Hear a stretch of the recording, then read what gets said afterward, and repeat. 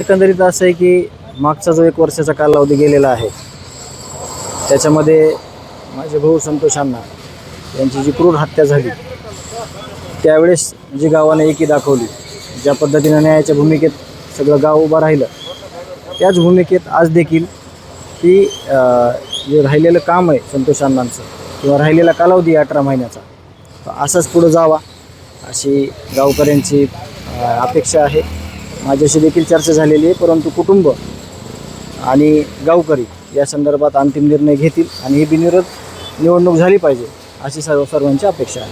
भाऊ संतोष अण्णाचं जे काम आहे ते पुढे नेण्यासाठी देशमुख कोण या निवडणुकीच्या रिंगणामध्ये उभं राहणार? म्हणजे अण्णांच्याच पत्नी म्हणजे माझ्या वहिनी या राहिलेला जो कालावधी आहे 1.5 वर्षाचा 18 महिन्याचा त्या कालावधीसाठी उद्या किंवा परवा दिवशी फॉर्म भरणार आहेत. त्याची प्रोसेस चालू केलेली आहे. ऑफलाईन फॉर्मची प्रक्रिया आहे.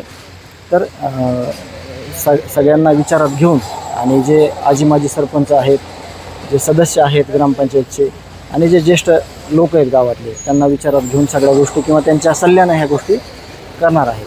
ही निवडणूक बिनविरोध होण्यासाठी कशा पद्धतीने प्रयत्न? ही निवडणूक बिनविरोध होण्यासाठी जे काही आजी माजी गावातले सरपंच सदस्य किंवा जे काही ज्येष्ठ नागरिक आहेत किंवा जे युवक आहेत त्यांना विचारात घेऊन संतोष अण्णाच्या विचाराचं गाव यापुढे देखील 18 महिन्यात कसं काम होईल सामाजिक सगळं त्यावर त्याचा भर असेल आणि तसा निर्णय गावकरी घेतील.